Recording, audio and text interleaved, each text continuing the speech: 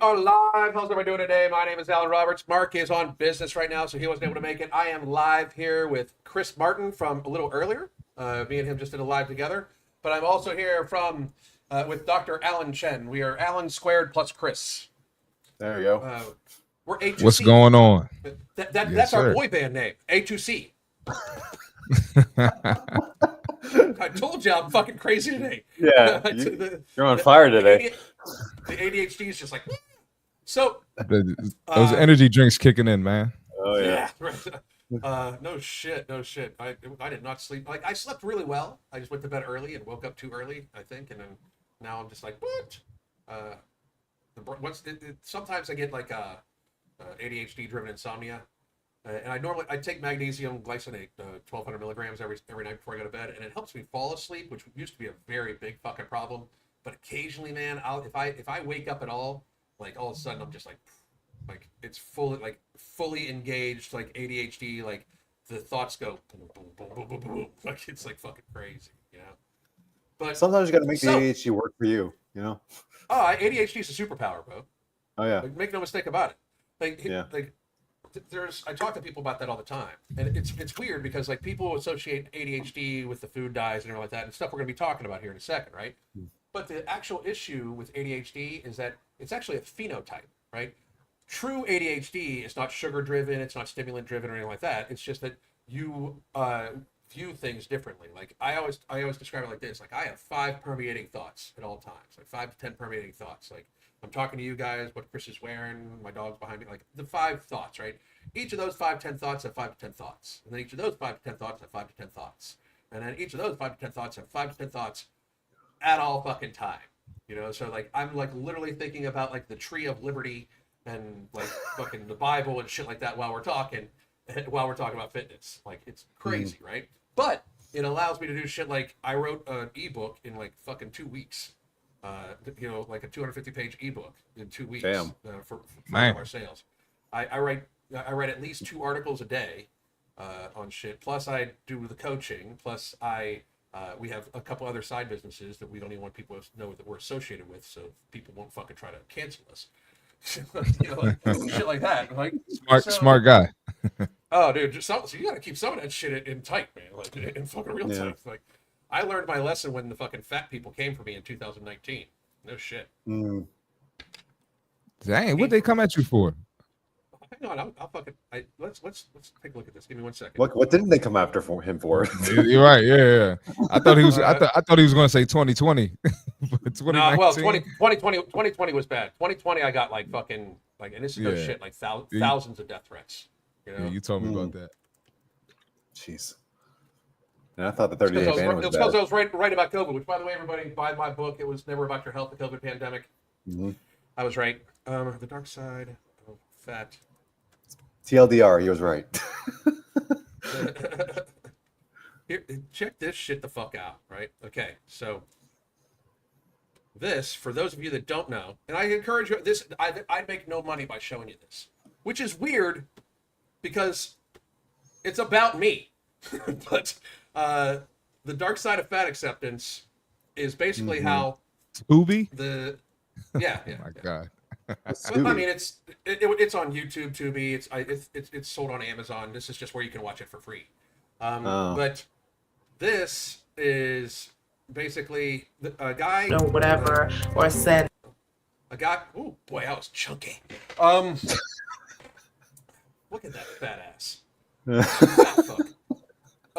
It's all about your emotional intelligence, though. Yeah. It's about my emotional intelligence. Yeah. Oh my God. Fucking weak ass shoulders too, motherfucker. What the fuck? God damn. Fucking. Anyway, but there was a movie called Fatopia, right? And it was I came out and the guy reached out to me. He was like, "Hey, I wanted to know if you want to support my project." I was like, "Send me an advance view. You don't need to pay me. If it's something I can get behind, I'll get behind because we need to stop this fat acceptance movement." And that was in 2018, I believe, where I was like, "We got to stop this fat acceptance movement because it's going to be fucking bad. Look at where we're at." But so they tried to come at me, all the fat people. They tried to come at me, calling me a racist because I call people fat. Like, because again, if you call people totally fat, related. you're racist. Totally related. Totally Related, yeah. whenever people say that, I always get like so seriously offended for black people because like it really paints that black people are fat like and they can't help it. Yeah. You know what I'm saying? Like especially fat black women. Like it basically states like, oh yeah, fat acceptance it was born in racism because fat black women or black women like you're calling all black women fat. Like you fucking racist. Did you see that? Shit. Did you see the statue in Times Square? Yes. Yes, I did. There may be one in Italy too, by the way. I don't know if that's true or not. I've yet to confirm that one. Yeah, I got to confirm that. I don't. Yeah. That's crazy. So Anyway. here's at least it's not a crackhead because we do have statues of crackheads in America too. So. I guess that's a whole other topic. we used to do Michelangelo. We used to do like Mona Lisa. We used to have like actual art. Like, come on, like give me a break. Modern art, my ass. Now it's fat people and crackheads who we're making statues to in America here, people. Yeah. Fat people and crackheads. Welcome to the 2020s. But back to the fat acceptance thing. So they tried to come at me, and I mean everybody kind of knows me. I don't give a fuck about that. Like I enjoyed the engagement, right? So they couldn't get at me. So they tried to go at my wife. My wife just was like, "Fuck you guys," and just put her shit on private, right? And then they started going after anybody that liked my shit. Like anybody that clicked like on my videos or anybody that clicked like on my Instagram posts. They were calling people's work. They were trying to get these people fired and shit like that. I shit you not. Watch. If you're out there, go on Tubi. It's free.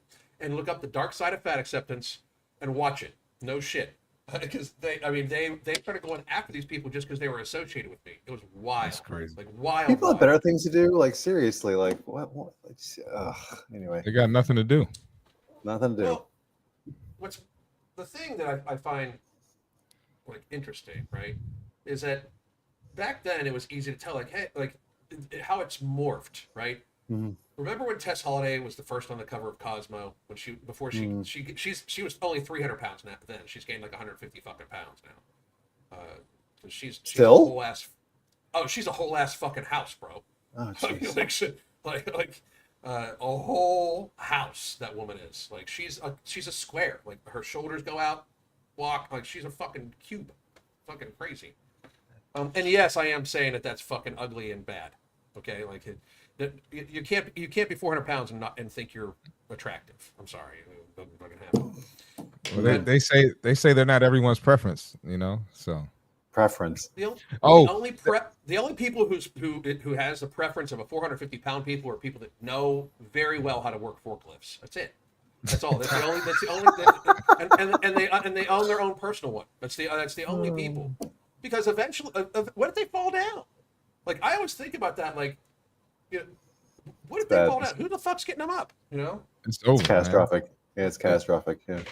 You know what they say if you don't like big women, you prefer skinny or fit women, they call you a pedo now. That's the new thing. Have you seen that too? What? Oh man, I gotta show you. I gotta send you a lot of shit. I gotta send you a lot of shit. You guys, I gotta send you a lot. I'll start a group chat between the three of us. Send it, and then we'll reconvene and talk about that. Oh my god! I got you. Yeah. Oh my god, that's fucking crazy. Insane. So if you like in shape people, you're a pedo. Mm-hmm. That's what they're saying now. Yep. You know what it is. Sorry, I've been reading. There's a book that y'all should read, and it's like drastically. It's like it was telling the future because it was written way back, I think, in the 70s. I think 1984. This is the thought police in line right now. Like this is they're changing the language or changing definitions. Like I've read it. Yeah, absolutely. Oh yeah, I recommend y'all read that book. Like that's what is it? It's the thought police. The thought police. Yeah. If you read 1984, it's going to creep you out after the last 5 years. I'm just letting you know. Okay. If you've never read it, and you read it now, it's going to creep you. It's like to the letter that they did. The exact things that they've done in the last 5 years is to the letter, like what they've done in Ministry of Truth and all that. Like, oh wow. Yeah. I don't want to give it away. I don't want to give it away. It's don't give it away, but it's a good book. It'll freak you out. It really, really will. Yeah. You know, it's a short read. The changing of the language, it's gone from my health is none of your business, which is a fucking lie because we have shared societal healthcare burden, which we're going to talk about here in a little bit, Like, as long as we have shared societal healthcare burden, as long as insurance rates go up because you can't stop face fucking yourself with pie, then it's everybody's business. But beyond that, it went from, you can't, you don't know if I'm healthy or not. My health is none of your business. To I'm 400 pounds and I'm fit and healthy. I'm fine the way I am. Like we literally, and Chris and I were just talking about this on the previous one. We live in a state right now, in like a world right now, dimension, whatever. I don't know what the fuck wormhole we went through, but where people do not live in reality at all about health or fitness or any of this shit. They just don't live in reality. You're not, if you're morbidly obese, you are not ever healthy. It is not possible to be morbidly obese and be healthy, if for nothing else than gravity in your heart, like literally. I talk about this all the time, and this is something that I'm glad that they're actually, one of the reasons why our healthcare industry needs to get better. The ejection fraction of your heart is normally anywhere between 50 and 70. If it's down into 35, it's normally considered, you're in chronic heart failure, like you're in congestive heart failure, right? So the ejection fraction of your heart is how much blood pushes out of your left ventricle into the rest of your body, right?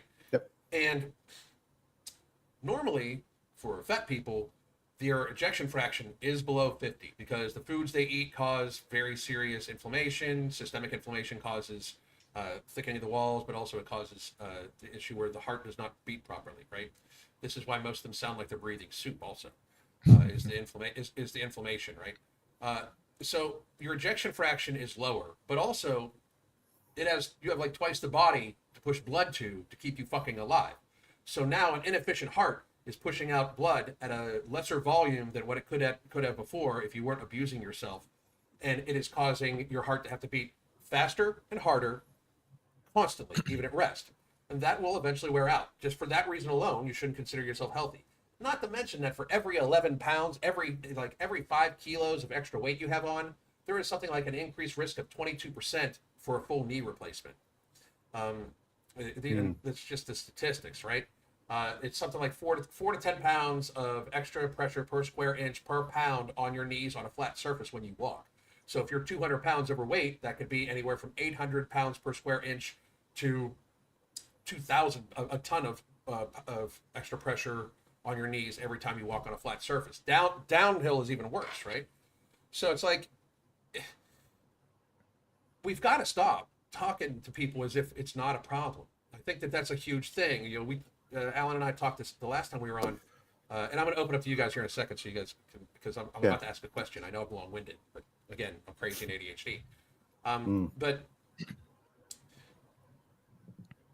we have to get to the stage where we are, as a culture, like changing our culture to make it unacceptable. Like right now, our culture it's unacceptable to tell a dude that has a beard that thinks he's a woman that he's a dude. Like apparently it's unacceptable for that. Like even though reality exists, but at the same time, it is very acceptable to lie directly to fat people's faces and tell them that they're going to be okay.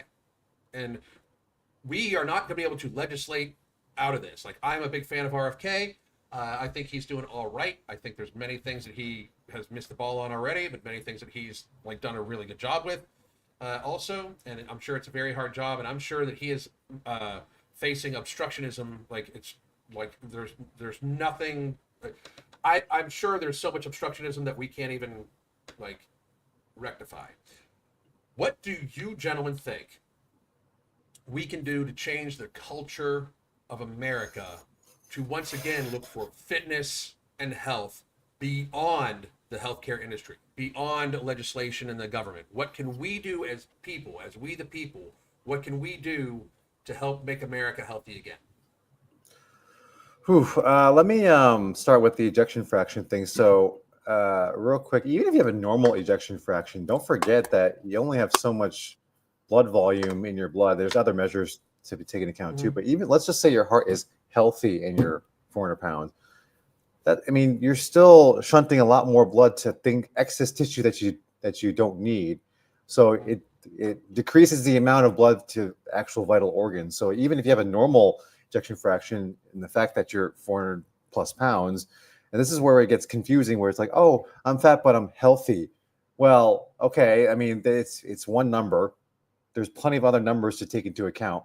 And it's still like your heart's working still that hard at baseline, and eventually you'll get to the point where everything's going to start failing. So you maybe have a great ejection fraction now, but just wait. The longer that you're in this state, the worse it's going to get. That's where a lot of people get confused. Now, in terms of your second question, I have a great quote here that I've said on other shows that kind of puts it all together. So here it goes. When cultural values are sufficient, laws are unnecessary. When cultural values are insufficient, laws are unenforceable. So wow. That was from a book called Speed of Trust, which I recommend you all read too. I've been on a reading kick lately, so that's where my ADHD is going. But yeah, I mean, that's why I say fix the culture. And how can we do that as people? Is be the model, spread the education as much as you possibly can. Tell as many people that want to be helped. And let's just be real. Also, not everybody wants to be helped. Like with all the victimhood and all the people that are just like thinking like, oh, we're racist and stuff like that. To me, like that's just like, okay, I guess you don't want to be helped. I mean, we could try, we could do all these things that we're doing right now, but at least like be the role model and set the expectations for your loved ones, and and start there. And then once people continue to do that, multiply, we're gonna have to do it from the ground up. There's no law that's gonna really legislate us out of this, really. I mean, there are a couple things I could think of, but like ultimately, though, there's going to be loopholes. There's going to be people that want to make money that are going to try to find a way to get through it. And it all starts with us as individuals, and then we have to, start spreading from there. That's the best place to start, is ourselves. I'd say, I would say start in schools. If we taught nutrition in schools and we taught the preventable diseases in schools, that would be a great start. But I think it would be shut down by parents and teachers because the adults are so brainwashed. And big back and big belly is big business. We're talking billions of dollars. So trillions of dollars, yeah. So if we try to, if we change things in another direction, people, you're putting businesses out of business.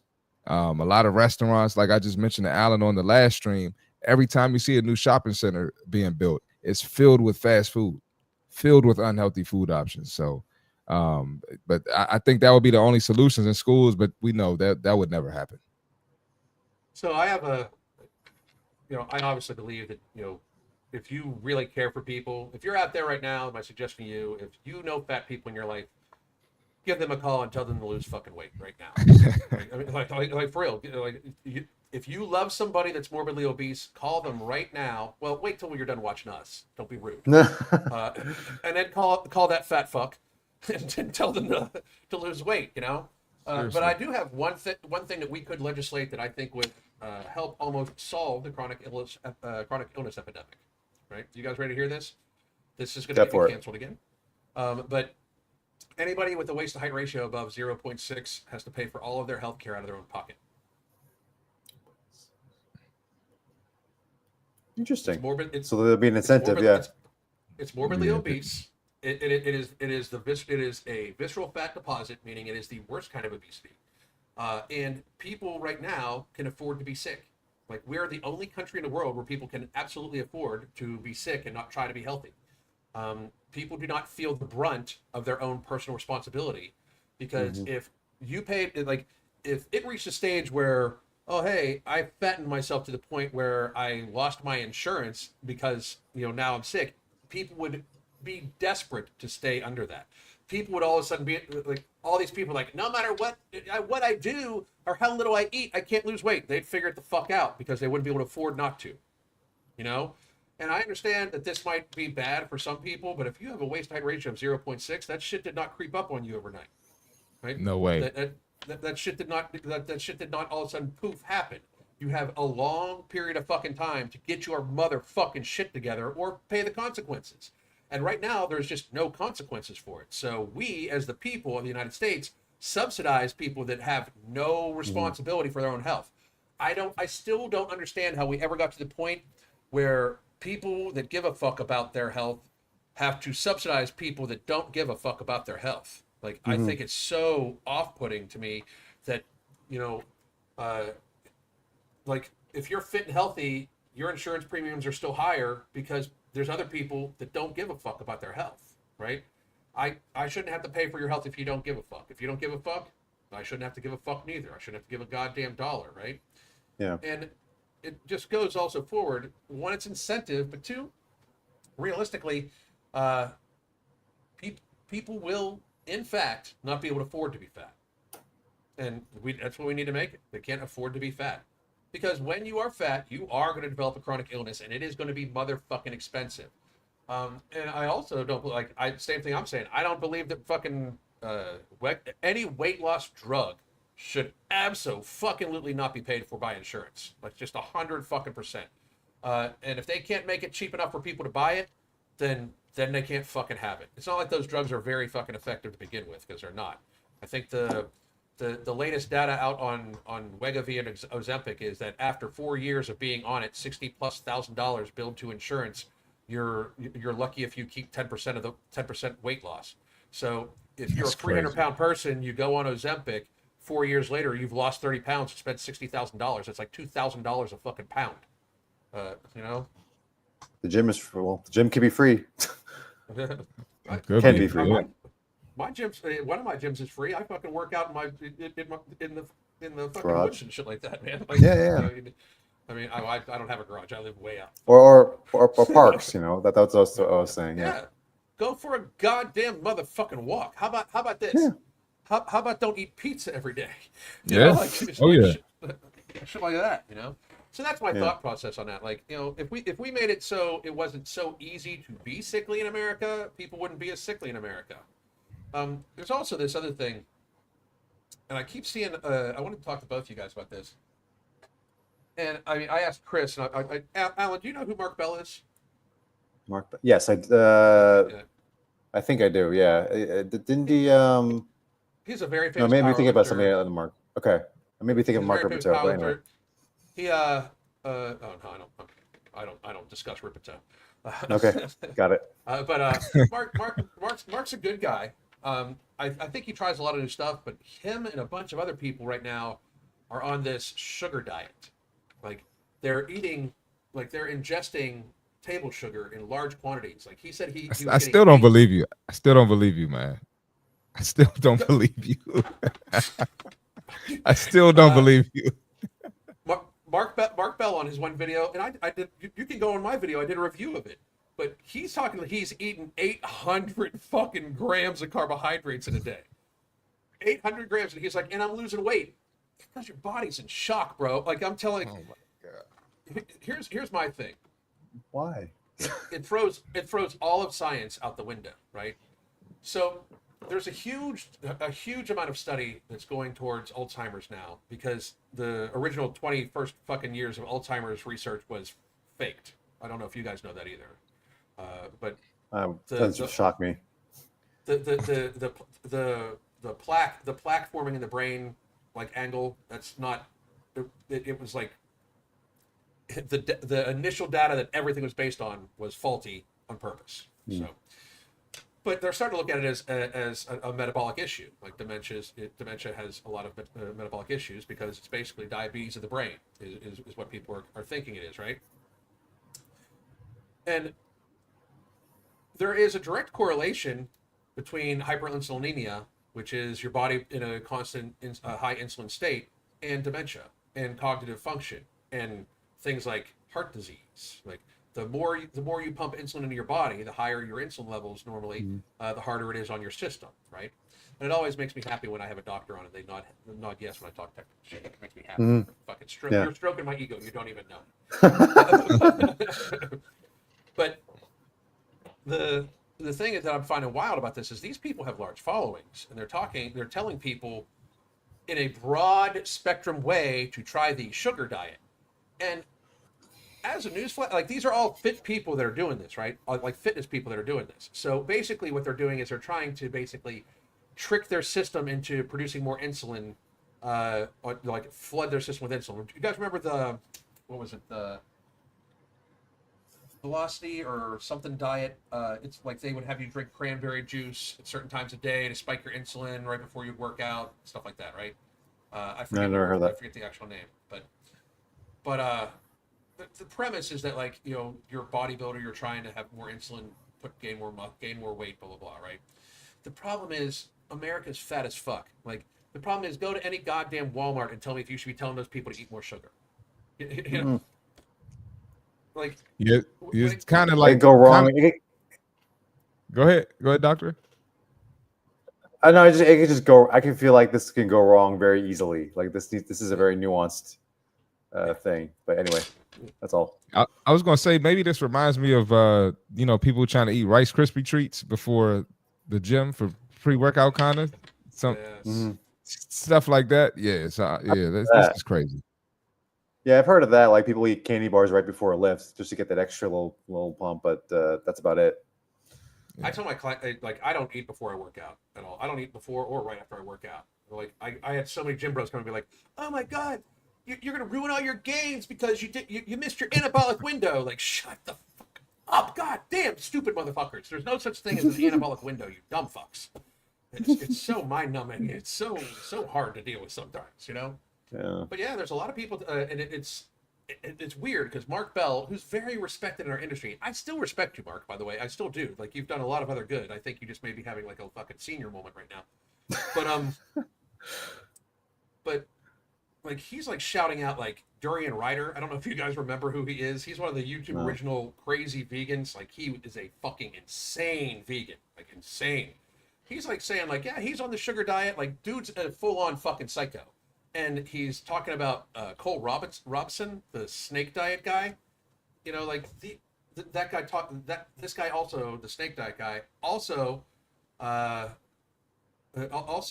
is a big proponent of dry fasting, like for like days at a time, like no food, no fluid, and that's just dangerous as fuck, people. Like, yeah, it's dangerous too. Like, dry fasting is dangerous as fuck. Like, it should be not suggested to any goddamn body, anybody.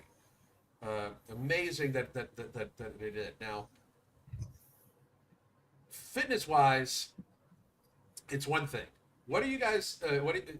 Have you guys noticed anything that's happening with our healthcare, like, leadership? Like, Casey Means, like me and Alan, me and you were talking about that. What are your guys' take? What's your take on that? A lot of shit being flung by a lot of monkeys. It's like a big it's like a high school drama. Like, it's hard to keep track, and it's getting to the point where it's getting a little ridiculous. I mean, so long story short, there's been a lot of controversy on the interwebs with Casey Means, and she didn't finish residency. She left her last year residency. So why did she do that? To me, like, if you're almost done, just finish, because it'll at least open some doors for you. But she never finished. And then the major knock on her and her brother Callie Means is that they haven't been vocal about the jabs. The COVID jabs, especially in kids. It's still on the schedule, the vaccine schedule for kids, and was Dr. Bowden was one of the big people that are saying that we're against Casey Means' appointment to Surgeon General. That was the biggest issue on the table, was that, are they really going to get rid of the COVID jabs on the vaccine schedule? There's that. I mean, there's another debate as to whether Surgeon General means anything anymore. And there's other spots on the food chain that are more important that we're not talking about. So is this just like kind of a red herring or something that we're just being distracted with? Yeah, I mean, right now, here's the, if you want to kind of get my take on it is, no one's coming to save you. That's really what it is. do what you gotta do to get your, if you really don't think that your kids should get the jabs, like, don't do it. Right. We've seen folks who took it and regretted it. So if you yourself regretted getting the jabs, then why would you want your kids to get them? So Right. do your research, and fight against it if you really don't disagree with it. Like, and okay, so maybe some of your kids may not go to some sports or get into some schools. There's plenty of places that will accept your kids, or you can become Amish. But it's there's a way there where there's a will, there's a way. There's other alternatives, and these things. There's plenty of data saying, like, they could be harmful in the long run, and it's all about your health and your kids, and you're the only ones that really have autonomy over your bodies, really, or should. Don't let the government have autonomy of your bodies. That's basically all we're saying. Do your research and know what's going in your body at all times. I would completely agree with that. Here's my take. All the people that are very, very, very upset about Casey and Callie Means. Here's how I view it. Like, I'm not a doctor. I bet you I'd do a fucking killer job at Surgeon General. And I know that sounds awfully cocky, but one, I'm extremely well read. Extremely, extremely well read. Mm-hmm. I agree. Two, the basis of the medical profession is informed consent. So anybody that would be coming to me about anything should be able to explain it to me in terms that I understand anyway. And if you can't, you shouldn't be a doctor. Because if I can't understand it being a highly intelligent person, then your patients who are not nearly as schooled as I am on it will definitely not understand you. So you're not giving them informed consent, and you're basically committing medical malpractice at any given fucking time. We should not actually. But let me say something about informed consent. Actually, we do it wrong. We do it like almost when, especially for elective procedures, we do it like right before the procedure happens. So like it's already too late. I mean, you can technically walk away and go home, but you've already gotten through your insurance. You already are there. You probably already had all the things done, all the tests already done. And then you've signed the form right before you walk into the procedure. It should be done like way before that. And yes, a lot of us do a kind of a pretty poor job with it. And then another thing is also, with informed consent is that we don't do it for certain things, but we should do it for. Like, so we don't do it for. We should theoretically do it for pretty much anything that's being ingested in our bodies, but we don't. We don't do it for everything. No. Yeah. So. The informed consent thing is something I talk about a lot because basically they tried to. I mean, we didn't really have informed consent for the last couple of years, especially with COVID and shit like that, right? But that's how I view it, and I find it weird that a lot of the conservative people, and I like a lot of them. Laura Loomer is one of them. Laura Loomer is very upset about Casey Means. And I like Laura a lot. I've interviewed her on Jewcast. So I think she's a very intelligent person. She should actually be doing all the vetting for Trump. I agree with that shit. But the arguments are, she didn't get her license. She did like they're basically trying to say she's not qualified, right? Well, I just want to like point out that we shouldn't view the medical industry as qualified to take care of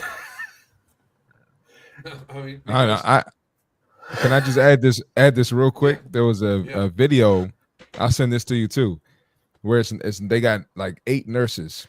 They're holding up signs of how much money they paid this month for DoorDash. And they're pretty much like all out of shape, all obese, right? So I wouldn't trust the people in the medical field either, not just blindly. Not you, Alan. We trust you, by the way. Yeah, we trust you. Yeah, we trust you. I have. Yeah, that's why I have to be careful with what I say too. Yeah. Oh yeah. You don't need to. You don't even need to say anything after I say that. Like, yeah. I just got to point out, like, if the medical profession was actually taking care of people's health, look at since the inception of the CDC, we've seen a like 300% rise in obesity. You know what I mean? Like the CDC, when we first started the CDC. The Center for Disease Control and Prevention. First of all, I'd love for anybody to tell me any disease they've controlled or prevented. What year did that start? Did the CDC start? I think it was 1962. Okay. Yeah, it was other before my time. Yeah. Yeah. So, but since the inception of the CDC, the NIH, CMS even, and CMS is basically the for taxpayer funded healthcare, right? Mm. We've just gotten sicker, fatter, more dependent upon pharma. It's almost as if like more government doesn't really help. Huh. It's almost as if the government's facilitating it. Yeah, or that too. Yeah. It's like, interesting. Anyway. So somehow or another, the government facilitates the fact that we literally they're telling you to eat 11 servings of ultra processed food in a day. Right? Oh yeah, ADA. This has been a long time. This is the American Diabetes Association. This is the USDA, right? So, ultra processed foods, 11 servings of it. They're sure about it, absolutely sure about it. They demonize meat, demonize eggs, demonize butter, right? Demonize animal fats. Which, by the way, the sugar industry paid Harvard to basically demonize fat and say that sugar was healthy. No shit. Harvard shouldn't even be a university right now. Like, you can look it up. It's funny. I wrote an article on it recently. Like it's on X. But if you go beyond that, there is the fact that they know, like all of us know, like it's common knowledge that the food pyramid's bullshit, right? Like almost everybody you know knows it, right? That means that a government agency is fully fucking corrupt because we still literally use the food pyramid. We just renamed it the My Plate, right? Mm-hmm. If one sector of the government is fully fucking corrupt, the government is fucking corrupt. like, get the fuck over it. And we subsidize the sugar industry by $5 billion a fucking year. We subsidize the corn industry to get high fructose corn syrup by another like $2 to $5 billion a fucking year, right? They want you ingesting this because the idea is they basically help big food, ultra processed food, make a bunch of money, which then fattens the population and gives all sorts of chronic illnesses.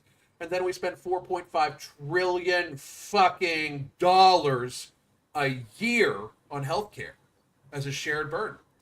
So anybody that wants to try to tell me that I should trust my doctor or that believe in the healthcare system, you can suck on my whole penis because that shit is absolutely ridiculous to even think. To think that you should trust somebody that is clearly, and this is no offense to you, Alan, but the healthcare industry, because I was a part of it too. The healthcare industry is woefully inept. There is they are either completely negligent in their job of keeping people healthy, or the healthcare industry, or it's facilitated on purpose to keep you sick so they can make money. Both are bad. We should rip the whole fucking system down, the whole Rockefeller system where Rockefeller bought all of the fucking schools, bought all the medical institutions and stuff like that, so he could push his petroleum-based pharmaceuticals, because a lot of people don't realize that pharmaceuticals are mostly petroleum-based. It's like, why should we trust them? And why shouldn't we want an outsider to come in? That's one of the reasons why I was so happy about RFK. Everybody's like, he's not qualified. First of all, the last HHS director, I'm not talking about the fucking wacko that thought he was a woman. That was the assistant HHS director. The actual HHS director was a fucking lawyer. Oh, still, right, yeah. What a shameful fucking time for the healthcare industry. Yeah, like the person that deemed themselves the health expert for physical and mental health was a morbidly obese man that thought he was a woman. like that was 4 years, bitches. 4 fucking years. And you still want me to trust the fucking healthcare industry? Fuck off. So Alan, let me give you some positive news. All right. So I just looked this up. All right. So data on trusting doctors varies by source and time. So a 2019 survey found that 91.9% of respondents trusted doctors. 2019. So 2019 is a very important time period. However, a 2024 study reported a significant decline, with only 40.1% of U.S. adults expressing a lot of trust in physicians and hospitals, down from 71.5% in 2020. Wow. So, I believe it. I actually do believe it. I've seen a lot of patients like actually asking better questions, and they're sort of, I mean, in some ways in a more caring way, like they're sort of like trying to like clap back. And some of my colleagues are saying that too. But going back to the whole to this whole trust thing, I would say most doctors are just like kind of towing the line and just going by the guidelines, because otherwise, if you go against the guidelines, you could get either sued because you're going against guidelines, because that's like the basis of how lawyers litigate by the society guidelines, or you could get like humiliated in like a public, like a Yelp sense, where it's like, oh my God, my daughter did this and then this happened to me, and it was, that sort of thing. So they're under a lot of pressure on a lot of factors, and it's made the job very, very not satisfying at all, because you're basically a goldfish in a bowl, and everybody's just judging for every small little thing, and you're never right. So there is that component to it too. I'm trying, I'm playing a little bit of devil's advocate here, but it's true. Like it sucks to be that person that's always being pointed the finger at, and we've said this before. Like doctors, I mean, they go after our pay too. It's like, oh, they don't deserve to get paid this money, blah blah blah. And our salaries are like the minority of healthcare costs. It's like yeah, and it's all the administrative costs and the other excess costs that we don't even think about. So yeah, I mean, there's some positives coming in the pipeline, I guess, with the folks that are starting to now ask the questions, but it's going to take a while for everybody else to kind of see that and adjust to it.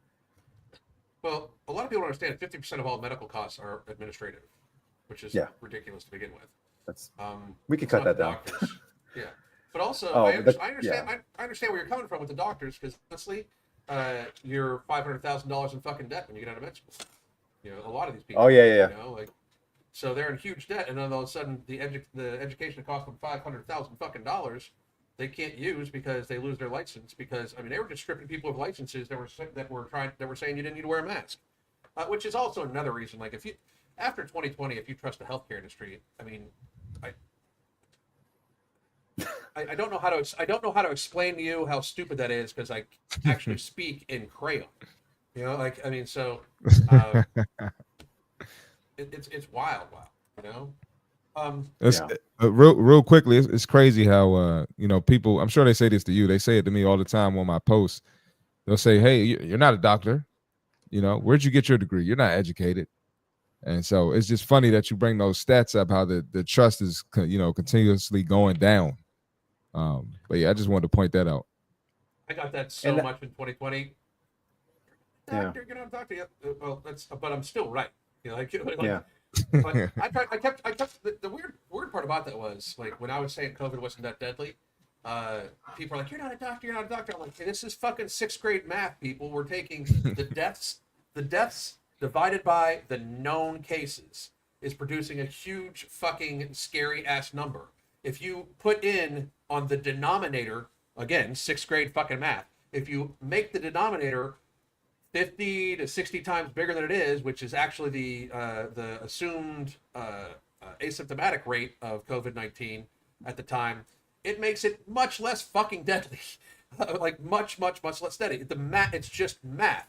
It's like the CDC director in, like, I think it was May or June of 2020 came out and said that there's at least 10 to 20 more times cases than what we thought, right? It should have ended everything, because that meant that the infection fatality rate, which was at the time they like put it at like 2, was either 0.2 or 0.1, which it actually ended up being 0.05. It's just math, and nobody wanted to fucking do the math. Everybody wanted, it's like, it was the weirdest thing. People wanted to be fucking terrified, but it was just simple math, and people are like, but you're not a doctor. It's math, motherfuckers. It's just math. Holy fuck, so crazy.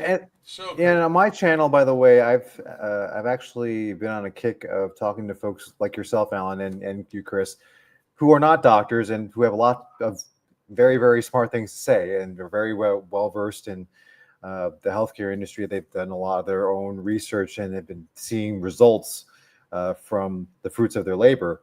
I just recently did a podcast with Alex Stancio, and he's one of the folks that really has done plenty of does research every single day, which I would say most doctors probably would look into other look into medical data, look into research like maybe like once a month. I would say, because we're already busy enough doing doing administrative work, and we're quite exhausted with patient care. I would say that the last thing I want to do is look at a freaking medical journal. I have to kind of get myself to do it. AI, that shit. No, yeah, I know. I mean, AI has been. We can talk about AI in a whole nother episode. AI has been a game changer, but for sure. But me, when I go home from work, I'm like, that's the last thing I want to think about. Just I want to do something else. It's tough. To have to deal with that for 8 to 10 hours a day. You just you don't want to think about it ever again the rest of your day, and then have to go back and continue to really do that. It's tough. I mean, I'm not giving it as an excuse. I'm just saying that it's. Oh no, I hear you. When you're in the trenches, you want to be out of them as soon as you possibly can. Well, then it could also be by design. I don't. Yeah. Here's how you know it's fucked. First of all, there are plenty of good doctors. I think any doctor that tries to understand nutrition and health in that fashion, I think, is a good doctor, because now you have the nutrition aspect and you have the medical aspect of it. So I think that's where to go. Sean Baker, I'm sure you've heard of him, Dr. Sean Baker. Which Alan, I thought maybe you would want to work for him. He has his own medical group. We've talked before. We kind of lost touch, which I should get in touch with him again. But anyway, yeah, go ahead. But I respect him. There's plenty of doctors I still respect, but to just blanket trust a whole fucking industry is wild. I mean, it's just, we don't do that for anybody. We blanket trust cops? Fuck no. As a newsflash, the healthcare industry kills way more people than cops. The healthcare industry is one of the top 3 leading causes of death. Fucking 371,000 people a fucking year die from medical error, estimated. I mean, technically, what? 371,000. It's been like that for a long motherfucking time. So 1.13% of all hospital visits end in a medical error death. 1.13% end up in a medical error death hospital stays. And then there's also the fact that if you take 371,000 and divide it by 1 billion, the estimated amount of medical interactions that happen in a year in America, that gives you an infection fatality rate of 0.037. That's actually higher than the infection fatality rate for COVID for healthy people. Because for healthy people, it's 0.003. Yeah. So it's 10 times more deadly. That's crazy. To just visit your doctor's office than to get fucking COVID. You know what I'm saying?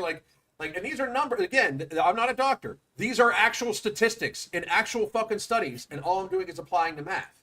It's I don't need to be a doctor to figure this out. Maybe doctors should figure this shit the fuck out. But yeah, the healthcare industry has its own infection fatality rate, or its own incident fatality rate, basically. And it's a huge cause of death. So I mean, that alone makes it so maybe we should actually do the thing that's actually built into the healthcare industry, in that they should be able to provide informed consent, which again, it just doesn't happen at all. They've literally thrown it out the window that it doesn't happen. And here's another thing that we sort of lost in the art of medicine right now, is because we have to basically churn patients through in a certain turnaround time, like they're a fucking assembly line in a factory. We lost the ability to actually connect with patients. And another good quote that I read from another book, seek first to understand, then to be understood. We don't have time to seek first to understand the patients of what they're going through, what they're feeling, and actually get to the root of cause of the problems that they're dealing with. Because we're going through these interactions in 15 minutes. How long can we talk about your health in 15 minutes, especially when it's the first visit that I've ever seen you? You have to, with people, you you need to have more time spent initially. That's like kind of like your investment into people, and sometimes it takes time to understand like what they're going through, and if there are other stressors involved, or if there's something else that could be causing them to overeat, or whatever. Like they had a death in the family, or they lost their job, or there's or something. Like there could be something else that could actually be the precursor to all these things. So we've lost that art for sure in medicine, and it's again not helping the fact that our the trust in the healthcare system has gone lower, because I think a lot of people are being treated as, or they feel like they're being treated like machines in a factory, and you're just pushing them through, and like, okay, you're only mildly defective, okay, you can be put out on the market, that's fine. That right. Sort of thing. We're treated as objects rather than actual people. I can understand that too. Yeah. Damn. It's just, I mean, the world's fucking crazy right now. Yeah. With all this shit, it really is. When you think about it, like, I was just sitting here thinking, like, I would have never ever what like 20 years ago, I would have never questioned my doctor about any fucking thing, like ever. Wow. Never. I just wouldn't have 20 years ago. I was in the healthcare industry 20 years ago. You know what I mean? Like we're not 20 years ago. Shit, I'm aging myself. Like 15 years ago, and even then, I was like, But being in the industry, I think that like being in the healthcare industry and around all of it all the time, it either like completely jades you or you just buy in. Like I always tell this story. The reason why I left healthcare, I had a huge region, basically the eastern United States, where the company I worked for were hired to run the nutrition departments, including dietitians, tube feedings, patient care, cafeteria, everything. Like run the dietary departments for it. I hired medical directors, dietitians, diet techs, everybody, the food service directors, everything like that. And I went to one of the facilities that I was normally at. I made it for their morning meeting, right? And at the morning meeting, they talked about census every day. And I'm sure, Alan, you've been to these morning meetings, because census is a very thing. And census is the population of the building, right? Mm-hmm. And it basically determines, especially if it's insurance, Medicare, or Medicaid, it determines how much money you're making a day, right? So I'm at this facility, and it's at the time it was called a skilled nursing facility with assisted living. A lot of people call it continued care retirement communities, stuff like that, right? But it's basically, there's like kind of a hospital wing, an assisted living, an independent living, and we had an Alzheimer's ward. It was a huge complex, right? And I walk in, and it was the facility that I started with. Before I became an executive, I started as their food service director, right? And I'm sitting in their morning meeting, and the guy that used to be my boss is the administrator, and he's there, and I'm listening to the morning meeting, and the first thing they always do is ins and outs. So the salespeople talk about ins and outs, which is coming in and out, right? And one of the outs that day was this lady that had lived at the facility for like 15 years, and she died, right? 15 fucking years. Like, we had all met this woman's family. We had all met this woman's grandchildren, great-grandbabies, like they had celebrated holidays at the facility with her, everything like that, right? The very first thing that comes out of this motherfucker's mouth was before or after midnight, right? And basically, he's looking to see if he can charge an extra day, right? Not have we notified the fucking family, not like what happened, nothing. He didn't even ask what the fuck happened. He didn't even ask what the fuck happened. For all he knew, it could have been a medical error, or she could have slipped and fall, or something like that. But he didn't even ask. He's like, but was it before or after midnight? Was literally the first fucking thing he said, right? I'm like, fucking, holy shit, dude. Like, that's disgusting. You know, like, I was like, this dude I used to look up to, I'm like, what the fuck happened? And I pull him in his office. I'm like, hey, man, like, I just gotta let you know, that was super insensitive, and maybe you've been doing this too long. He's like, you don't understand, I'm under tremendous pressure to keep people in this building. If I don't keep my census above 90, I'm going to get fired. I can't get fired. They've already warned me, blah, blah, blah. So I call my boss, and I'm like, hey, maybe we are approaching the wrong fucking way for this shit. Like, maybe we shouldn't be looking at, like, the pressure to keep a building full, because if you are only focused on keeping a building full, you're not focused on trying to help people be healthy, period, you know?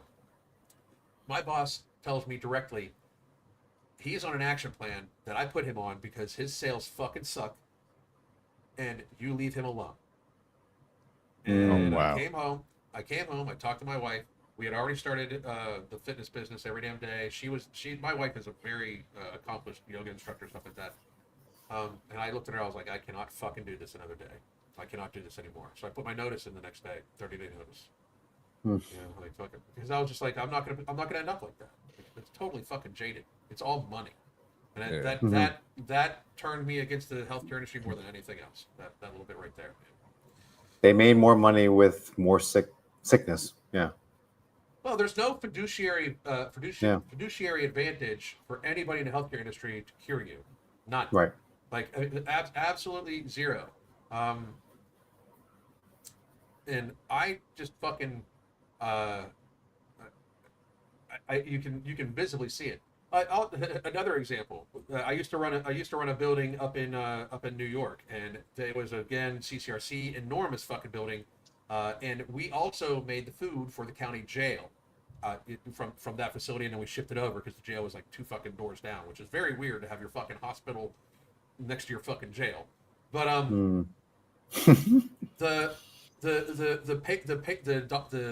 the amount per patient we could spend on food, 3 meals a day plus snacks, was something like $5, like $5.25 per day, right? And that's very fucking common, by the way. At least that was years ago too. So I mean, I've been at it for a while, but that was very fucking common. It would probably be like something like $7 right now, still, right? 3 meals a day plus snacks of nutrition food, right? And we spent, so it was $5.25. We spent $8.22 on the inmates from the jail. Like, the fuck are you talking about, motherfuckers? Like, there's no fiduciary advantage for them to get people healthy. There's never going to be a drug that cures shit. No drugs cure shit. Like, I mean, they treat shit. They don't cure it. You know, until we do that, it doesn't matter what RFK does. Until we realize that, like, we need to approach this from a different aspect. We need a preventative model. It's not going to change shit. You know, I hope it does, but we have to become healthy as people, so we don't need to depend upon the fucking government to make us healthy. Yeah. You know. Right. Well, guys, I've been at this for a very long time today. Sorry if I was long-winded. The ADHD and the fucking whatever and stuff. I will start. Chris, send me your phone number in our chat, and I'll start us a group chat on the phone, and we can exchange some stuff back. We can regroup it in like a week or two and fucking have another fucking talk about all sorts of shit. Like I found this wildly interesting, and the next time I won't talk as much. I promise. You're good. No, I learned a lot, man, and that's a hell of a story too. When you left the health executive position, that's a hell of a story. I never knew that. Yeah, I mean, and it's called a rug rate, and the person was on Medicaid too, or excuse me, Medicare too. And at the time, the Medicare rate was like $580 a day, like, you know, like, so it was huge, which is also very weird because the Medicare rate used to be enormous. Like the Medicare rug rate was like $550, $580 depending on the state you're in, and Medicaid was like $102. It's like that's way crazy, fucking unbalanced. So what they would do, and this is another thing, and by the way, for those of you out there that I might even do a whole thing about this, the long care healthcare industry is a fucking horrible ass scam, horrible ass motherfucking scam. What they'll do is, like, because the way Medicare works is you have 100 days on Medicare. If you have, like, say you have a hospital stay and then you have to go stay in a facility, they'll give you 100 days, right, of Medicare payment, or at least they used to. So that could be, by the way, a lot of money, because again, $550 is the fucking daily rate, and we got 100 fucking days, right? So it's $500,000, right? And then after that 100 days, if they still need to be in the facility, magically, somehow, they always end up needing a 3-day hospital visit, like somehow. Like they'll like, oh, they got a cold, we got to send them to the hospital. Because if they send them to the hospital and they're gone out of the facility for 3 fucking days, as long as they get past their TB test when they come back, they're back on Medicare at the fucking $400 higher rug rate. Yeah, there's a whole bunch of other issues with those facilities. So like, basically the bottom line is try to keep your loved ones at home as much as you possibly can, and Yeah.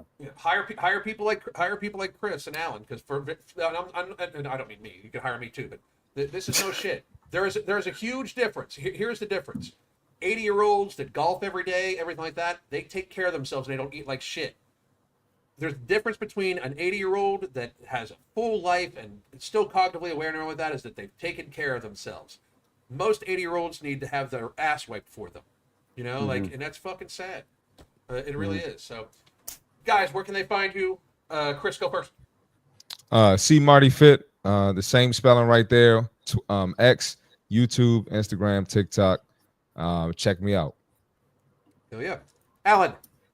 All right, I'm at YouTube, as you can see on there, and I'll drop in the chats real quick. I'm actively on X, and I'm reading a bunch of books. So, you want more quotes from what I'm reading? I shoot them over there. So yeah, check those out, and yeah, looking forward to seeing you guys there. And again, thank you for joining A2C, our boy band. And we'll all talk later, gentlemen. Thank you very much, man. I appreciate you guys. We'll talk soon. Of course, All man. right. Thanks for having us. Take care. Yep. Bye. Bye-bye.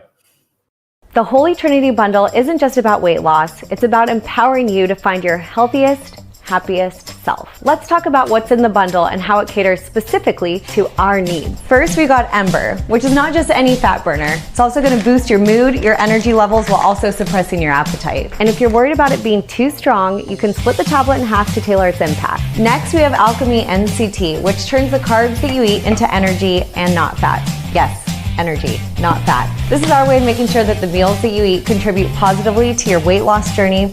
And girls, we all know that we want that. And finally, no morbidity. This one's my favorite because it works while you sleep. It burns fat and controls those nighttime cravings without any stimulants, so you wake up feeling refreshed. Try it out and feel the genuine difference. Here's to new beginnings and real results.